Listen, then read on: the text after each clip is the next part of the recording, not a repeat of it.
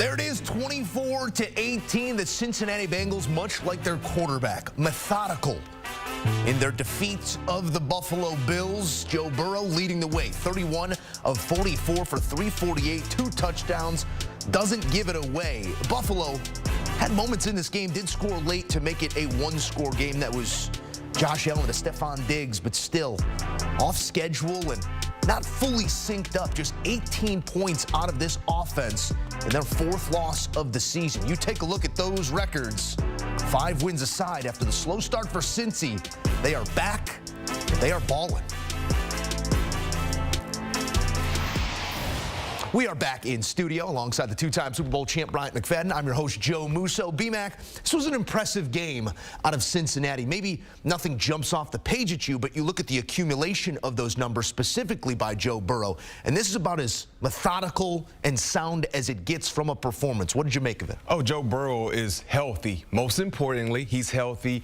He's confident in his ability to orchestrate this offense. You talk about being precise with his decision making. We're seeing that right now. And not to mention just his arm talent and how cool and calm collected he's been throughout this 4-game winning streak. I mean, he's been phenomenal. Think back to how the season started for Joe Burrow. Week 1 against Cleveland, didn't look like himself. Clearly he wasn't healthy.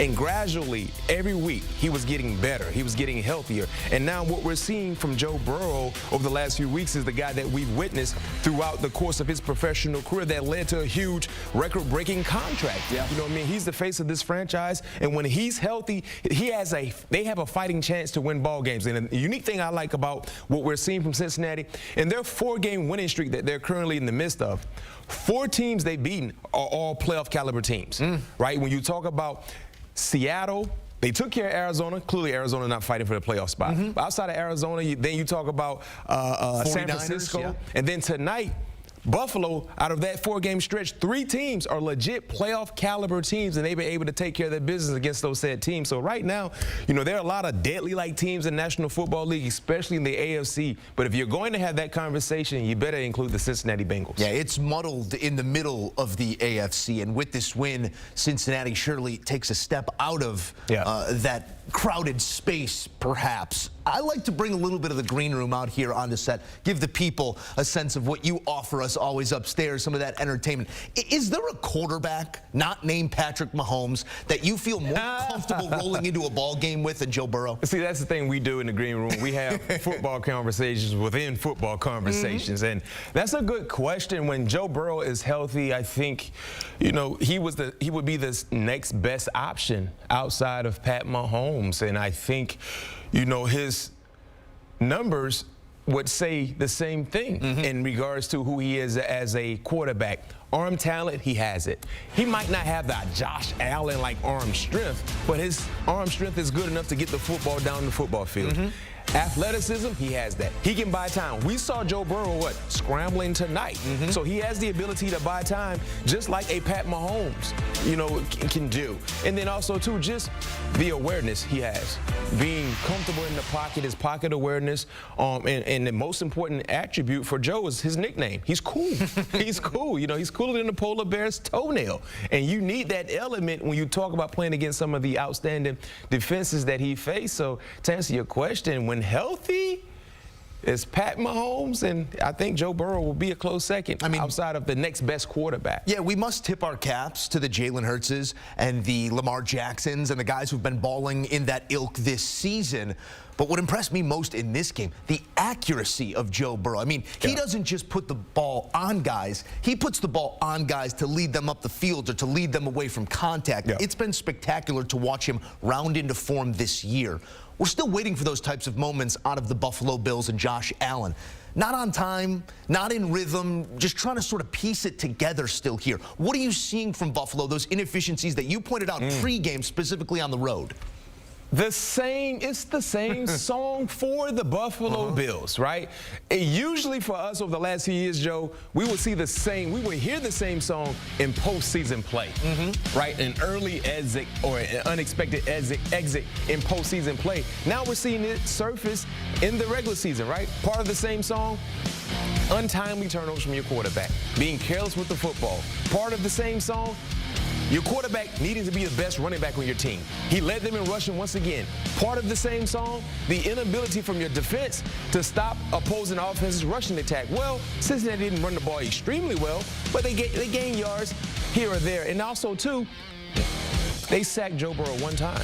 We know when you play against Cincinnati, the one thing you should be able to do is what? Got to get to the quarterback. You got to get to the quarterback. So me personally, I mean, Buffalo, yes, they're a playoff caliber team. I think they're good enough. They're talented enough. The quarterback is good enough to get into the playoffs. But that's not just it. The expectation is not just to find a way to get into the playoffs. The expectation for the Buffalo Bills is to make a deep postseason run. And right now, I don't trust that they can do that based on the display of football they've been putting forth for all of us to watch and analyze. So they got to clean some things up, but it starts with the quarterback because I mentioned pregame show, 3 road games, 5 interceptions for Josh Allen. He added another interception in the first half of play. You cannot do that and expect to win, especially on the road.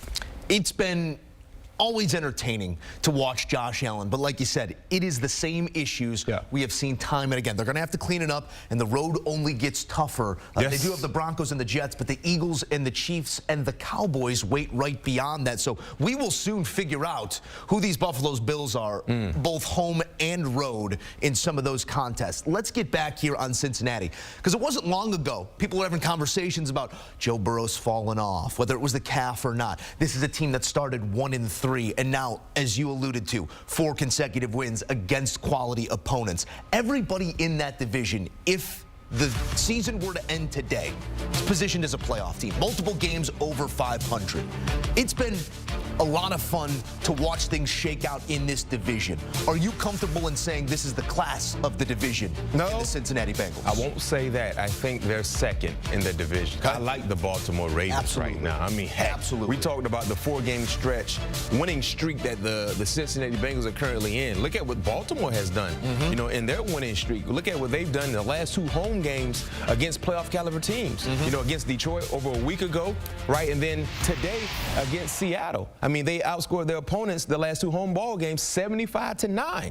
And Lamar Jackson is starting to look, like MVP Lamar Jackson, right? And doing it with different running backs. I mean, every time you look at a highlight, it's a new guy scoring a touchdown out of the backfield for the Baltimore Ravens. That's what it seems like, because they have a musical chair-like type situation in the backfield. But defensively, I mean, yes, we can always talk about Lamar Jackson and the offense and just his ability to be a playmaker, but the defense is the thing that I'm hyped about as well. So I'm liking what Cincinnati is doing, but the Baltimore Ravens, man, I think if I had to pick one or the other right now, I'll take Baltimore. I can only echo that sentiment here as well. It's interesting, though, because the team with the edge in Baltimore is the team we still got to do it come playoff time. We've seen Cincinnati do it come playoff time. We got a lot of fun out ahead of us before we get there. It was interesting where we started this day and where we ended it. AFC hopefuls going toe-to-toe, and one proving to be a little bit above the others. Maybe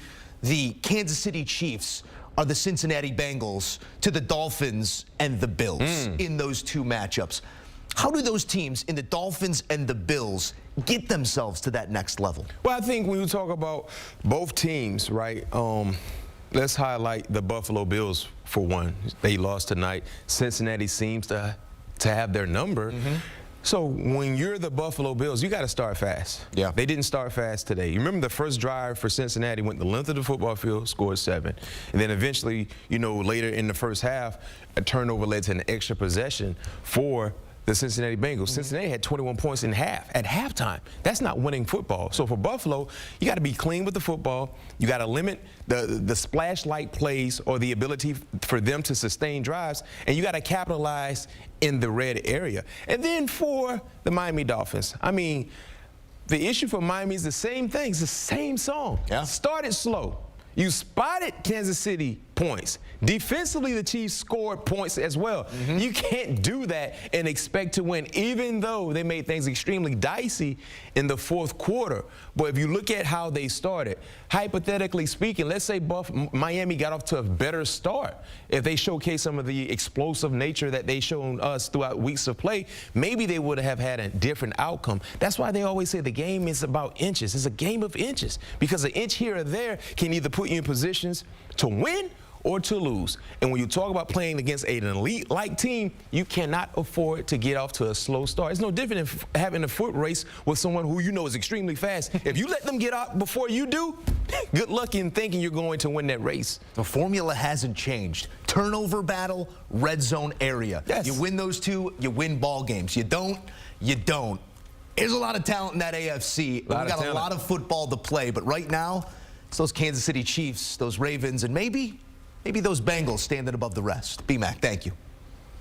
Don't forget, can't miss conversations each and every week on All Things Covered. B-Mac and P2 sitting down some of the biggest names in sports and entertainment. Download, subscribe, and enjoy All Things Covered.